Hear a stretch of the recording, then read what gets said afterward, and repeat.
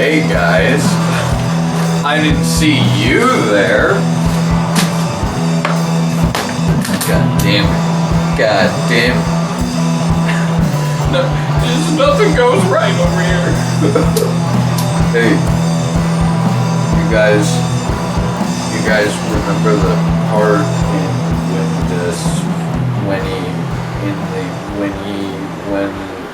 when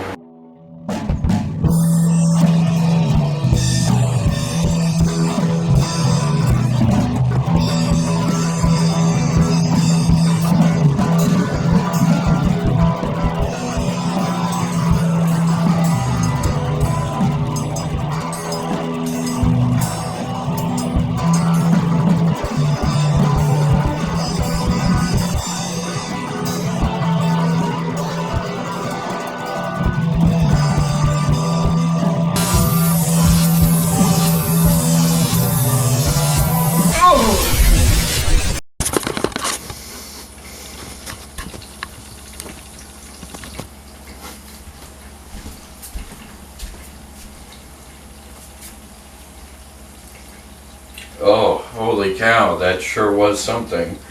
Hi everyone. Welcome back to the MPT Films, Discussions, Podcasts, Reviews. I didn't even finish lighting my candles. I'm just so eager to be talking to you again, especially about these films. This episode is mostly dedicated to one film. It's not an official double feature, but at the same time it is, because these are both great movies, and if you haven't seen one of them, you should watch it. Okay? If you haven't seen either of them, you should watch them, because they are a pair of really, really great films. Okay, and take my word for it, will you? So, this, even though, you know, we've already entered Spider-Man month, at the time of recording this video, can I get an amen?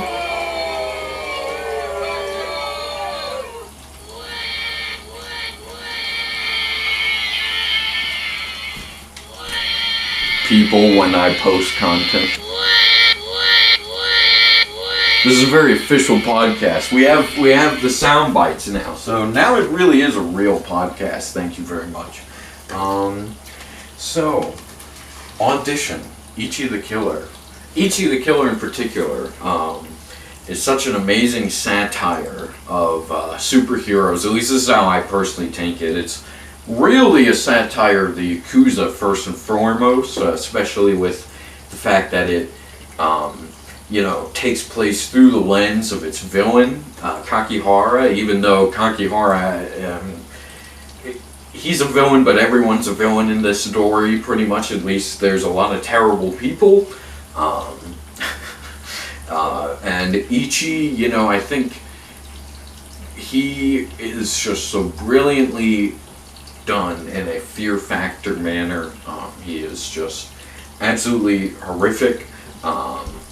And Audition is just a beautiful mirror of this film, in tonally and everything. Not mirror, I should say, inverse. I'm all out of whack. I'm very excited, but this is the official intro for both of these films. I'm gonna reset myself, get a little bit more well prepared here, and then we're gonna get going. Okay.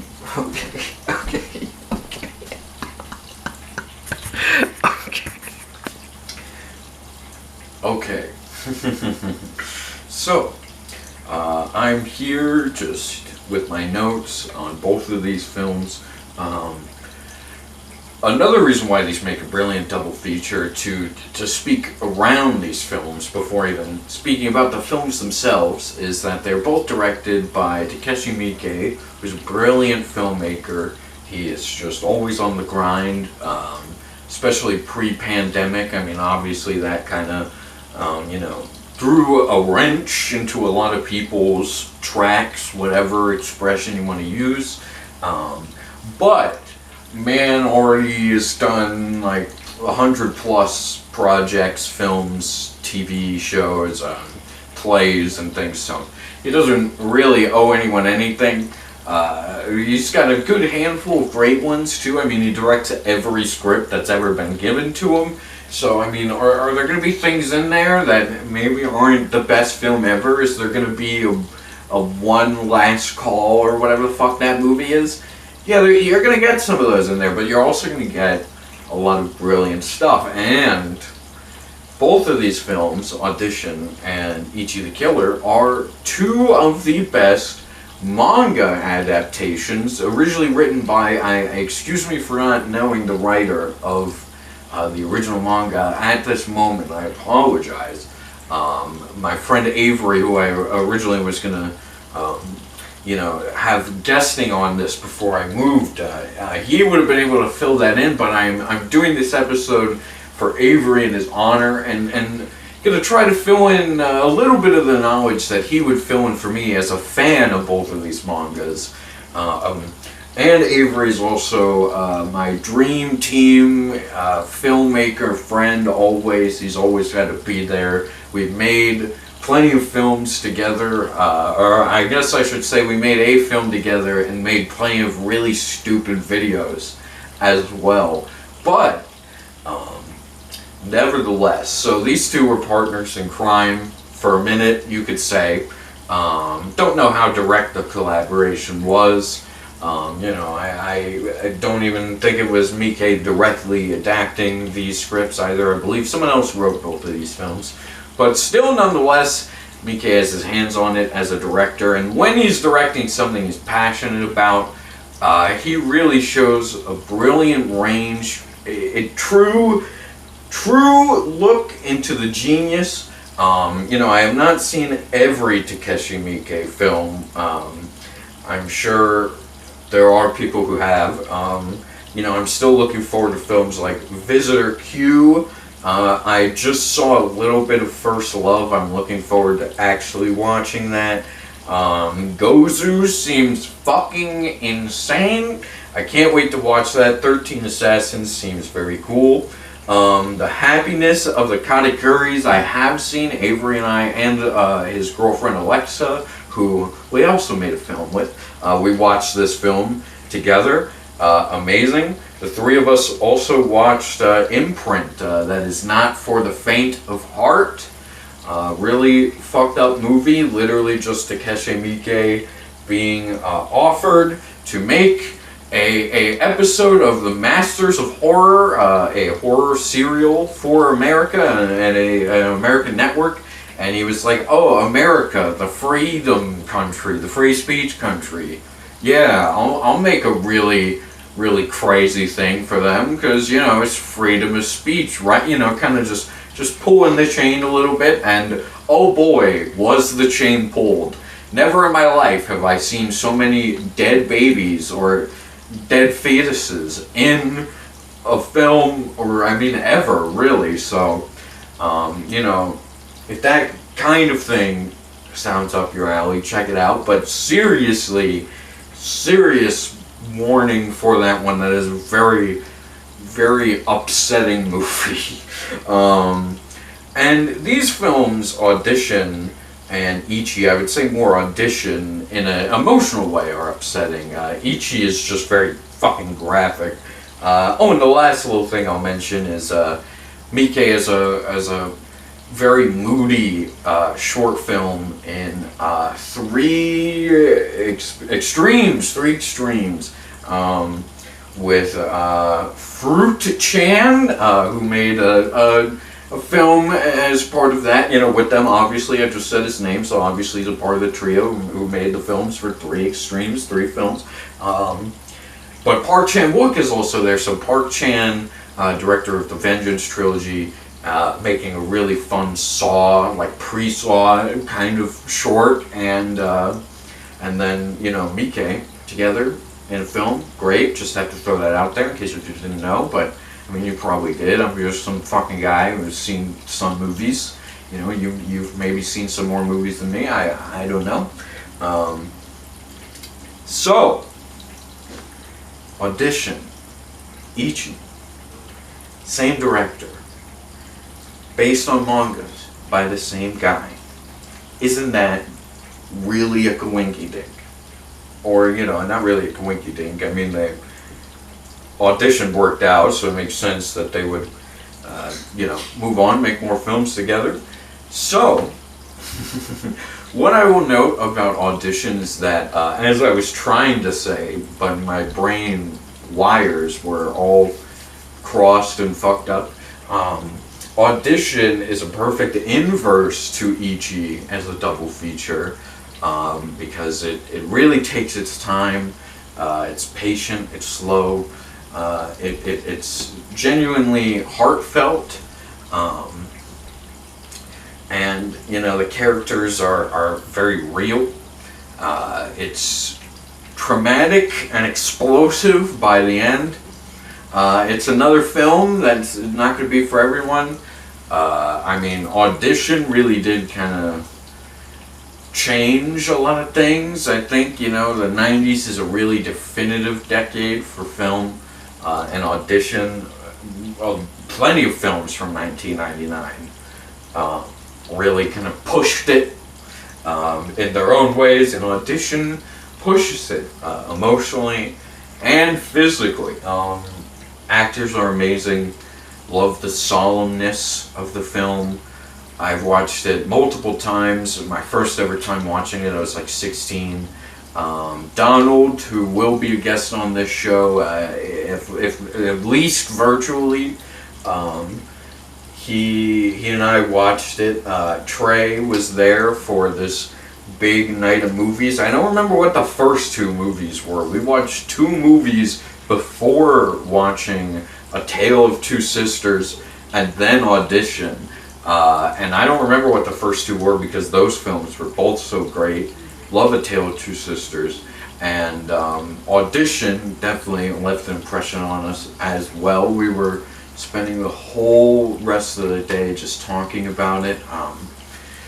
Weeks even. I mean, we loved that movie. I mean, we were speaking about it forever. No, seriously. Jokes aside, I love that movie. Have for a long time.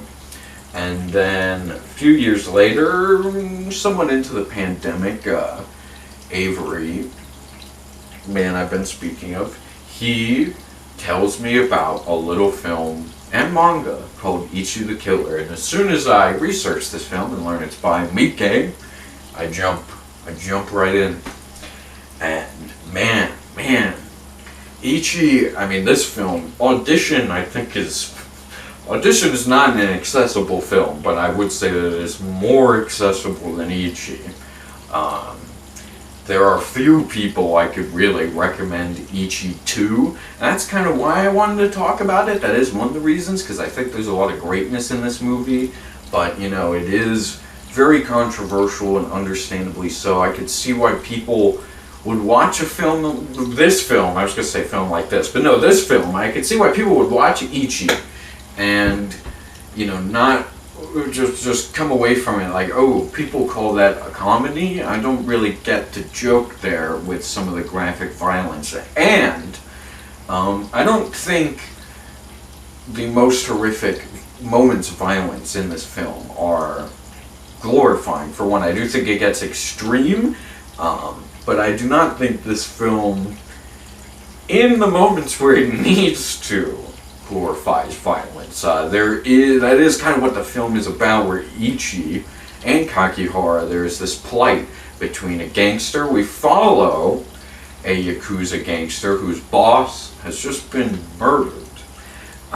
Him and this boss used to have a very interesting relationship where they would stimulate each other through torture, and Ichi has killed this man for one reason or another, but Kakihara doesn't know who Ichi is. He has to find him, and Ichi's friend, father figure, Gojo, or Jogo, or something like that. I've been watching too much Jujutsu Kaisen, so neither of those are probably his name. Or Gigi, he doesn't even have a name. They just use the term for like old guy, old fart. In Japanese, so I don't even know. Yeah, that he is this puppet master who, you don't really know much about.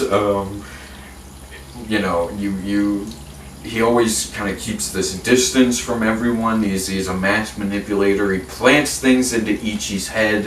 Ichi essentially is this kid who has fully disassociated ever since he just kind of went rabid, killed his assumedly abusive parents, and then Gigi found this kid and has nurtured him to be a machine.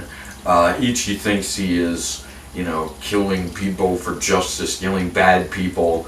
And I mean, a lot of them are technically bad people because he's killing a lot of like Yakuza guys or whatever. But you know, Gigi is always telling Ichi, oh yeah, these are people from your past, people who've done terrible things to you and someone you loved, and you know, you need to go kill them, you need to go get your revenge, Ichi.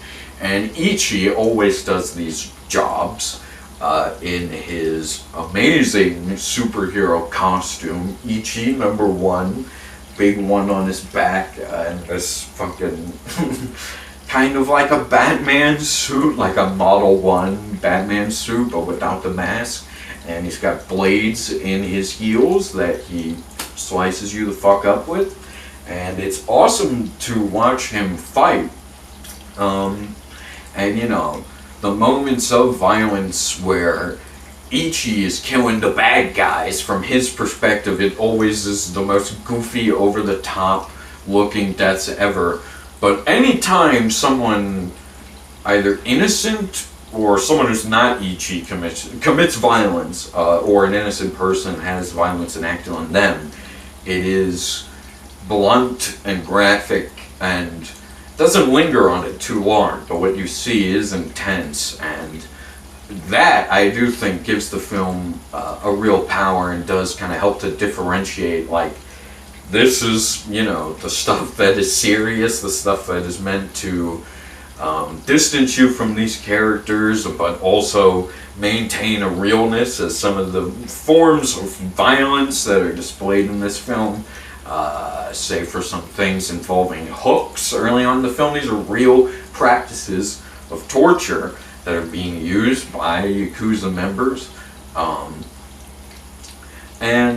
You know, I think the film just does a great job of always kind of laughing at the Yakuza members, but always kind of being there with victims of a lot of the crimes. I think there's one part that maybe, like, just because a character starts kicking, like a woman who's just been tortured while they're down, and it's a character who is kind of like the most redeemable of the Yakuza members, and then he just has this weird panicky moment that Avery confirmed is not in the manga.